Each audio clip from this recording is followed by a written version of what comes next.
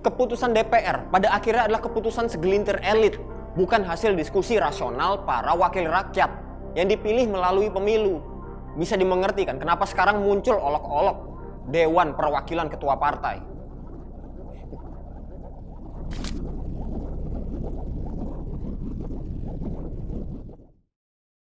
Sulit bagi kita untuk tidak beranggapan bahwa Dewan Perwakilan Rakyat sebenarnya adalah Dewan Perwakilan Ketua Partai.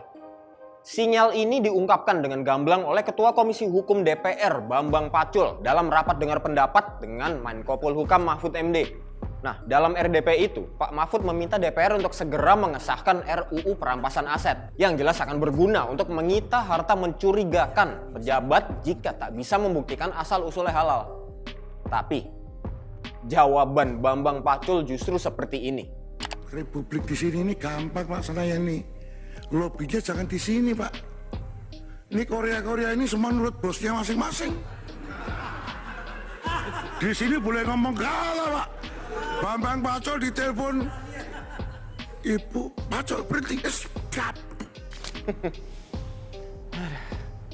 Satu sisi we can appreciate kegamblangan beliau ya. Tapi di sisi lain, ini artinya dia mengkonfirmasi bahwa dewan-dewan di Senayan itu bukan lagi mewakili suara rakyat atau konstituennya. Ia mempertegas bahwa anggota DPR selama ini hanya bersidang dengan membeo kemauan pimpinan partai. Ingat gak?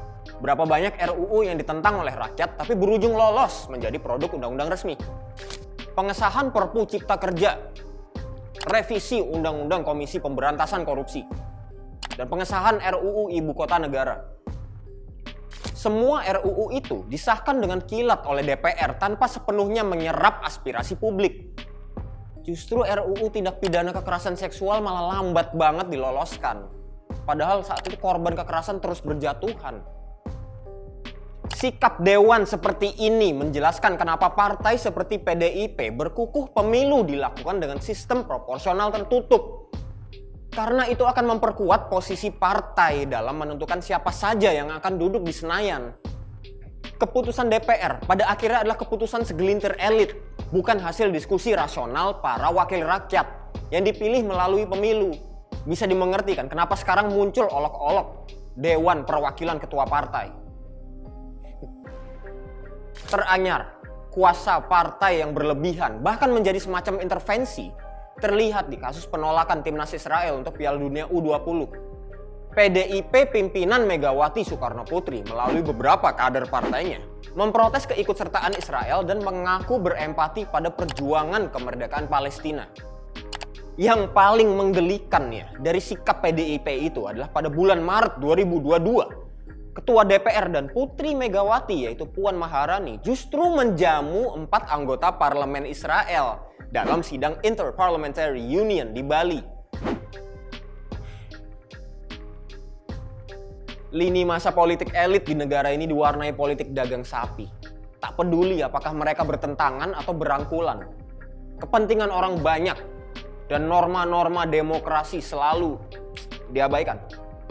Kompromi Presiden Jokowi dengan partai politik misalnya menghasilkan revisi Undang-Undang Pemberantasan Tindak Pidana Korupsi yang melemahkan KPK kan. Koalisi penguasa juga merampungkan revisi Kitab Undang-Undang Hukum Pidana atau KUHP dengan dalih menyingkirkan bau kolonial dari Kitab Hukum Warisan Belanda. Tapi yang muncul justru pembatasan-pembatasan yang mempersempit kebebasan masyarakat sipil. Belum lagi Undang-Undang Cipta Kerja yang malah meminggirkan hak-hak buruh. Nah, implikasi dominannya pengaruh partai pada tokoh-tokoh politik nasional itu udah terlihat. Satu contoh yang terbaru, FIFA akhirnya membatalkan status Indonesia sebagai tuan rumah penyelenggaraan Piala Dunia U20 setelah marak muncul protes dan penolakan dari beberapa tokoh politik nasional. Pupus harapan para pesepak bola muda untuk tampil di arena dunia. Triliunan rupiah yang telah dibelanjakan untuk persiapan acara akbar tersebut pun terbuang.